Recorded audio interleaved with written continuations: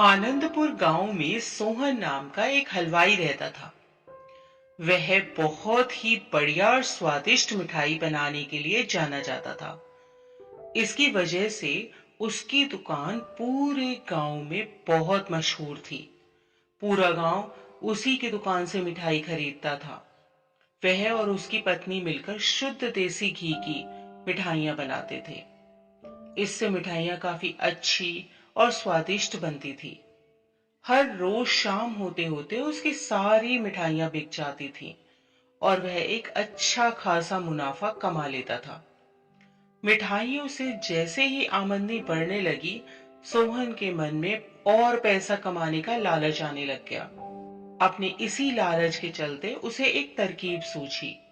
वह शहर गया और वहां से एक दो चुंबक के टुकड़े ले आया। उन टुकड़ों को उसने अपने तराजू के नीचे लगा दिया।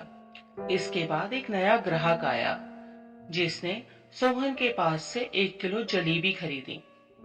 इस बार तराजू में चुंबक लगाने की वजह से सोहन को अधिक मुनाफा हुआ।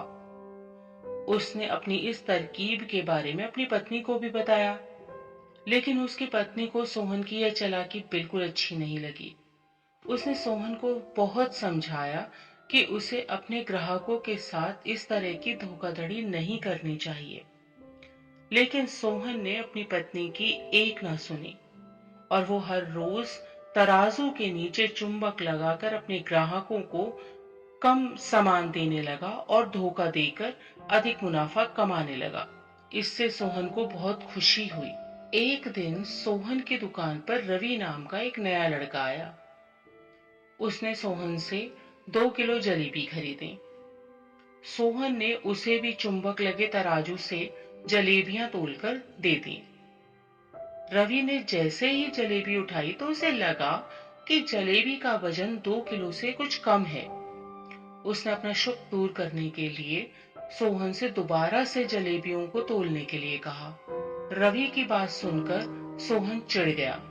उसने कहा, मेरे पास इतना फालतू समय नहीं है कि बार बार तुम्हारी जलेबियों को तोलता रहूं। इतना कहकर उसने रवि को वहां से जाने के लिए कह दिया। सोहन मिठाई वाले की बात सुनने के बाद रवि जलेबी लेकर वहां से चला गया।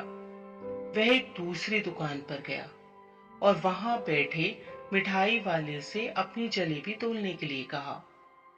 जब दूसरे दुकानदार ने उन जलेबियों को तोला तो जलेबी सिर्फ 1.5 किलो ही थी। अब उसका शक यकीन में बदल गया था।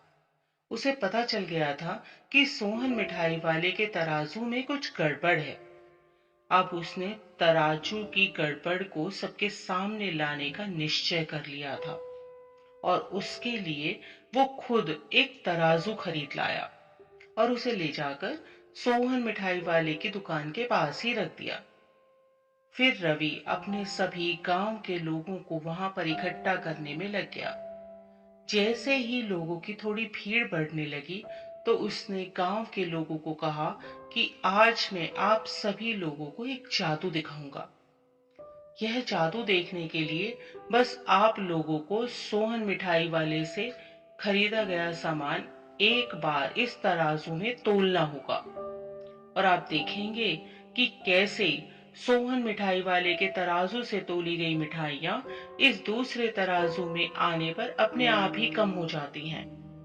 कुछ देर बाद एक दो लोग मिठाई लेकर रवि के पास पहुंचे तो उसने ऐसा करके भी दिखा दिया। इसके बाद सोहन की दुकान से जिसने भी मिठाई खरीदी थी, सभी ने राजू को तराजू में तोलकर देखा तो सबकी मिठाइयां 250 ग्राम से लेकर आधा किलो तक कम निकली। यह सब देखकर लोगों को काफी हैरानी हुई। अपनी दुकान के पास ही यह सब होता देखकर सोहन मिठाई वाला रवि से झगड़ा करने लगा।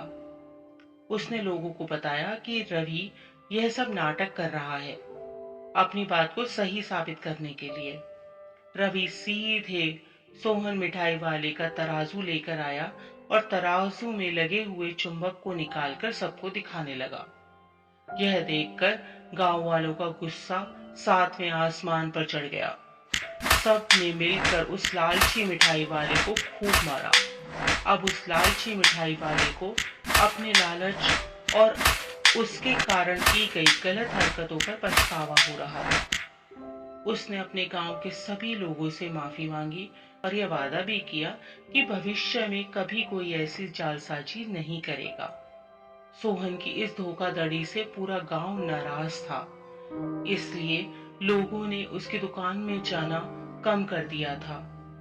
उधर सोहन के पास पछताने के अलावा और कुछ नहीं बचा था, क्योंकि वह पहले ही पूरे गांव का भरोसा खो चुका था। तो हमें इस कहानी से यही सीखने को मिलता है कि हमें कभी भी लालच नहीं करना चाहिए। हमेशा ईमानदारी के साथ काम करने से ही इंसान का नाम होता है।